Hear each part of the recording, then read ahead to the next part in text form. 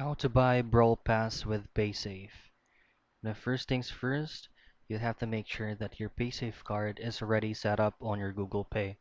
For you to be able to double check, you'll just have to pull up your Google Play Store first and just head directly to your user profile picture and then head down to Payments and Subscriptions. Now tap on Payment Methods. Now in here, this is where you will set up or add Paysafe on your Google Pay. Now once you have successfully added your Paysafe on your Google Pay, then you can go ahead and go back to the game and let's go ahead and try, for example, to purchase a Brawl Pass on Brawl Stars.